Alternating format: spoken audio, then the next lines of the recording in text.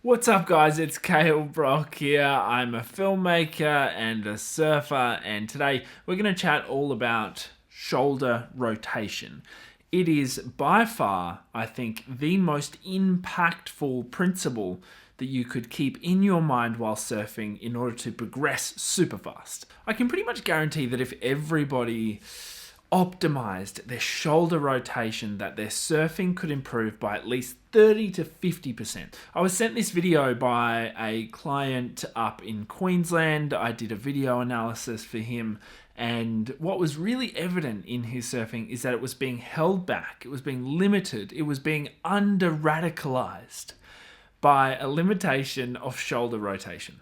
And something that's also as important as shoulder rotation is getting the right surfboard. And you're in luck because I've just created my ultimate surfboard buying guide. It's the short, digestible, entertaining course teaching you how to independently formulate the perfect surfboard for you. I've put the link down below, check it out. Okay, moving on. Let's have a look at what's happening with the client here. Overall, I thought that this client had some really good fundamentals in place, but his turns were being limited somewhat by his lack of shoulder rotation. And it's interesting that this really only comes up in a couple of circumstances. When someone points it out to you, or when you look back at yourself surfing and you realize what's going on.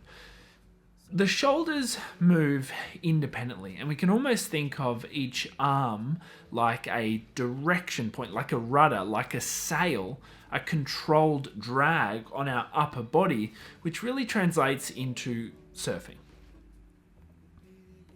If we compare the client's position here over to mine on the right, we see that my left arm is actually pointing back and has probably gone through about a 270-degree rotation at this point, which has dragged my entire body into a twist that has then driven into the surfboard and the backside rail. And that's where all this engagement is coming from. Now, you might actually think that the rotation starts with that front leading hand, and to an extent it does, but there's actually a step before that, and that's the eyeline. So if we look at my eyes compared to the client's eyes here, where they're actually looking, we find that my head is actually looking back towards the whitewater a lot more than the client's is. He's planning on cutting that turn short.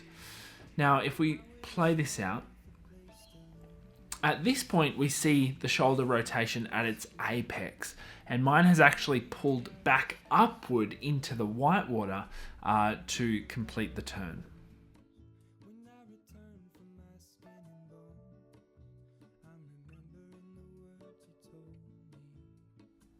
Now let's chat about the client's bottom turn and how the upper body actually handles that as well. The shoulders don't so much rotate during an upward extension, but they actually shrug up and they sort of stay in that front leading position on your forehand, that is.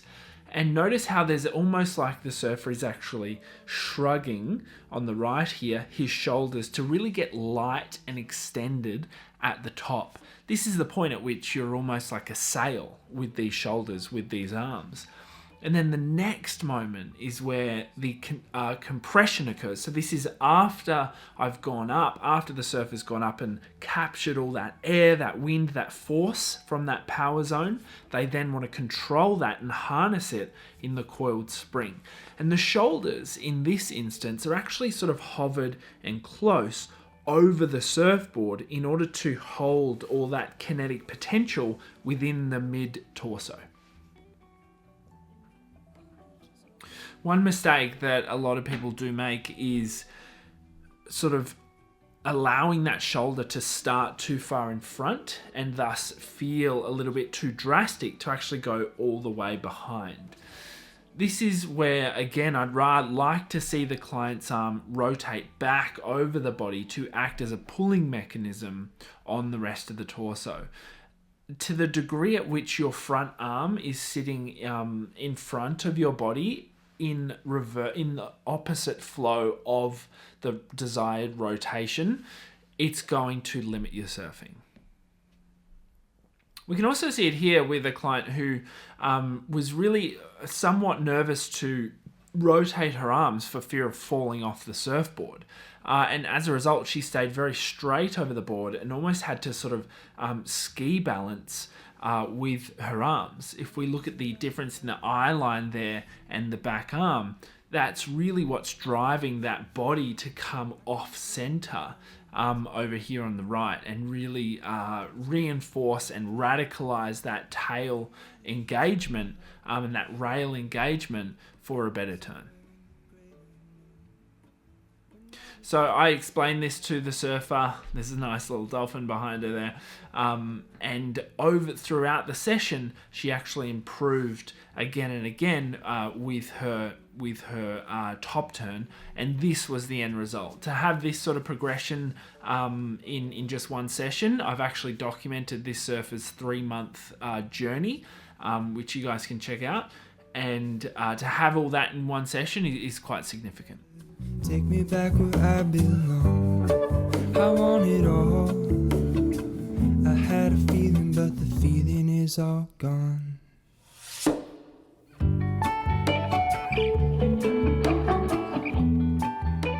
And they're just comparing the 3 turns. What do we see really driving that difference? We see its eye line, and we see it's that shoulder rotation.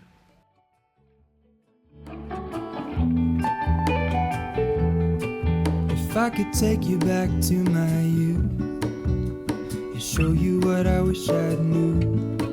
My will is strong with a place to lean. In the moment I hung desperately. The other ring on my wrist is gold, pairing with the light it holds when I return from my skin and bone. Now if we have a look at the backhand and shoulder rotation, we see a slightly different story. When we look at a backside bottom turn, we're looking for the shoulder to be slightly rotated, but there's actually more twist in the upper body, and there's more feeling like you have to look over your shoulder in order to be able to identify and see that lip all the way at the top of the wave. You do need to be opening up somewhat, but you definitely need to feel like you're rotating even more than normal. And what that does, that'll create a twist in the body, because on the backhand, that turn is a lot quicker generally than a forehand turn. It's more whippy and windscreen wipery than a forehand wrap or a forehand top turn, as you can see. This point is where the downward shoulder rotation becomes really important. So we're actually sort of moving in opposite to our forehand, whereas on our forehand we're pulling in reverse. On our forehand we're pulling downward, moving forward. So essentially I like to tell people that on their backhand, after they've gone through that bottom turn, they almost want to punch through the left, or their leading arm, punch it through so that the whole shoulder girdle is forced to rotate, which then drives it down the torso into the hips, and then finally into the feet and into the rail of the surfboard.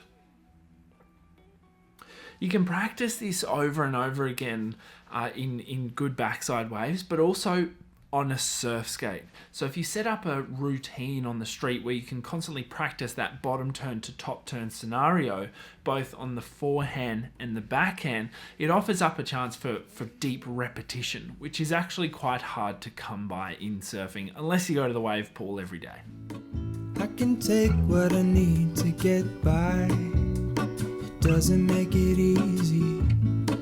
The other piece of my heart moves slow, somewhere in the great unknown. When I return from the afterglow, will you carry me like I... Thanks so much for watching, guys. I hope you enjoyed this video. Remember to check out my other surf tutorial channel at Kale's Broccoli. It's on the screen now. You can also find me on Instagram there, and check out the Ultimate Surfboard Buying Guide. It's my formula to help you independently formulate the perfect surfboard. Otherwise, subscribe to the channel, like this video, comment down below, and I'll see you very soon. I want it all.